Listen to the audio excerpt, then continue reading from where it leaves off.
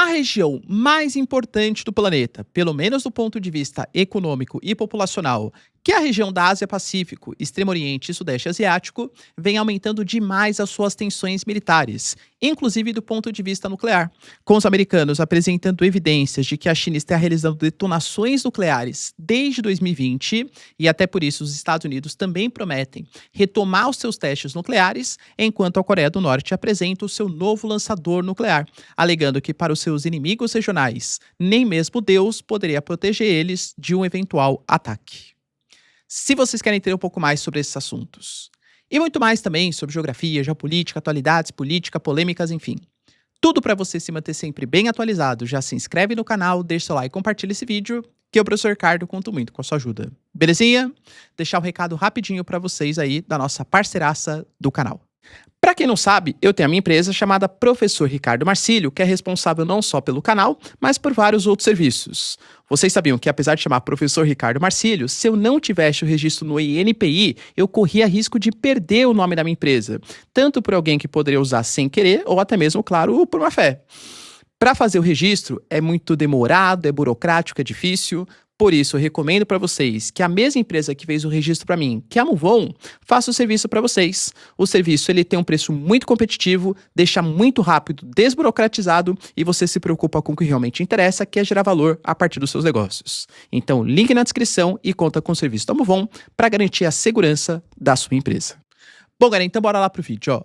Como eu falei para vocês na nossa introdução, de fato, a região mais importante do globo, e falo mais importante não com algum juízo de valor, né, do ponto de vista cultural, mas principalmente do ponto de vista econômico e populacional, convenhamos que com países como China, Índia, Bangladesh, Paquistão, Japão, o próprio Estados Unidos, a gente está falando da maior concentração populacional na região da Ásia-Pacífico, circulam quase 1/3 de todo o capital internacional do nosso planeta. E claro que as tensões militares se agravam bastante, com várias disputas que a gente vem recorrentemente aqui falando no nosso canal.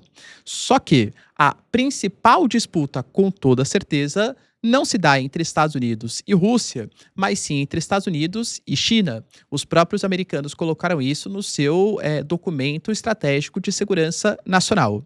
E dentro dessa premissa, segundo os americanos, a China está descumprindo regulações internacionais. Na verdade, descumprindo não exatamente, vamos entender o porquê, né? Mas o que os americanos estão alegando?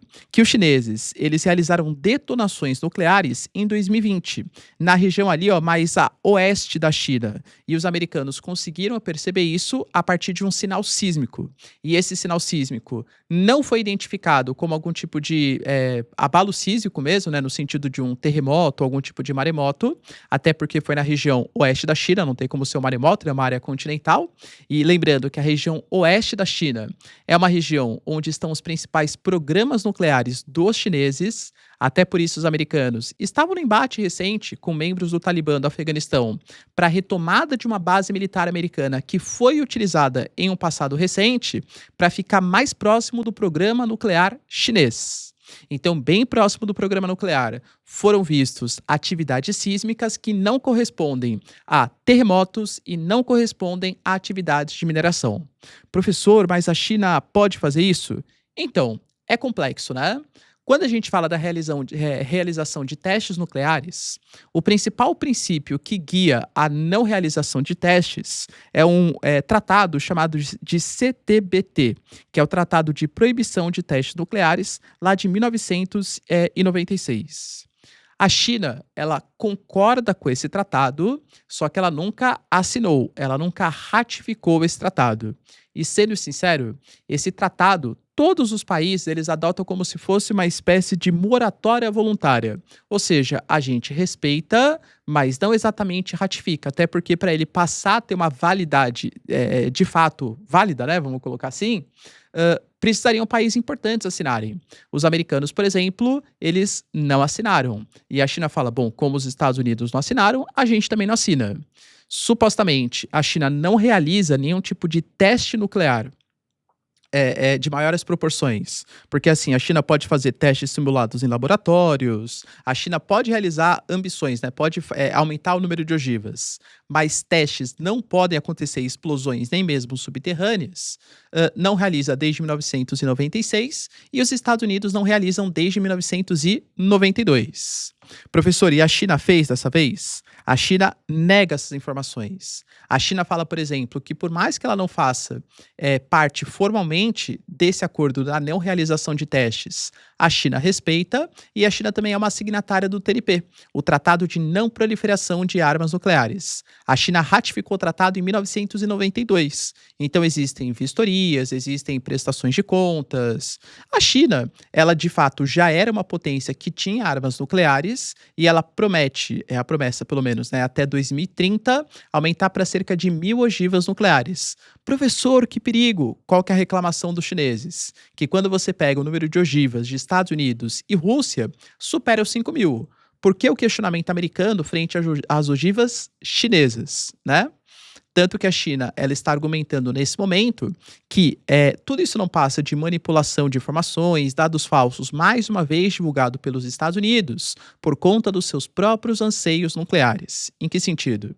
Desde o ano passado, o Trump ele já tinha anunciado em outubro que os Estados Unidos estariam dispostos a voltar a realizar testes nucleares, que teoricamente é proibido, porque existe um tratado que, por mais que os Estados Unidos não tenham ratificado, eles fazem essa tal de moratória voluntária, né?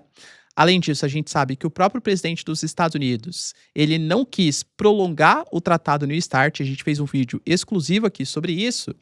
O Putin até já falou que a Rússia estava disposta a renovar o tratado New START, que venceu recentemente, que era um tratado que limitava o número de ogivas, fazia fiscalizações mútuas, e se negou a fazer isso, o Trump, alegando que a China também deveria estar no tratado. Ou seja, o Trump, e quando foi perguntado para a Rússia, ele falou assim: mas Rússia, vocês acham que o tratado deveria ser prolongado? Sim, a gente acha. Só que a grande questão é que a gente fez a proposta de prolongação de pelo menos mais um ano. Não obtivemos uma resposta. A não resposta dos Estados Unidos já é uma resposta.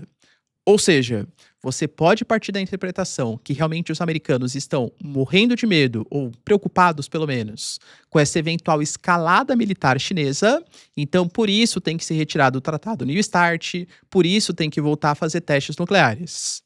Ou você pode partir da premissa que os americanos estão querendo aumentar o seu hard power, aumentar a sua capacidade militar e precisam ter algum tipo de argumento para isso. Opa, sabe qual que é o meu argumento? Apesar de eu ter 5.000 ogivas nucleares, eu estou preocupado que os chineses vão ter acesso a 1.000 ogivas.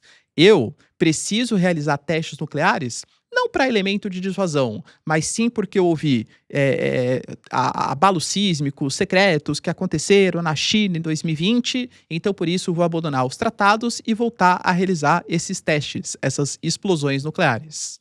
Até porque todos os órgãos de fiscalização internacionais não deram conta desse teste que está sendo, ou dessa explosão que foi provocada pelos chineses em junho de 2020. Então, é um argumento que os Estados Unidos estão utilizando de maneira unilateral. Novamente, professor, quer dizer então que é uma teoria da conspiração dos americanos tal? Cara, vamos ser sinceros, eu não consigo colocar minha mão no fogo por ninguém, né? Não duvido que a China esteja querendo também aumentar a sua capacidade militar tal. Mas existem os princípios, os tratados internacionais e os órgãos de fiscalização justamente para isso. Poxa, cara, se os órgãos de fiscalização são contra essa ideia propagada pelos Estados Unidos, que a China realizou testes, explosões nucleares em 2020, a gente vai acreditar na palavra dos Estados Unidos de maneira isolada, que está a fim de aumentar o seu arsenal nuclear, limitar o dos chineses e voltar a realizar testes? Para mim, novamente, coloca a mão no fogo por ninguém, né? Mas para mim parece muito mais uma espécie de bandeira falsa. Opa, tá vendo? Os chineses fizeram. Por isso que a gente tem que retomar aqui os nossos testes nucleares. O Trump falou sobre isso em outubro do ano passado.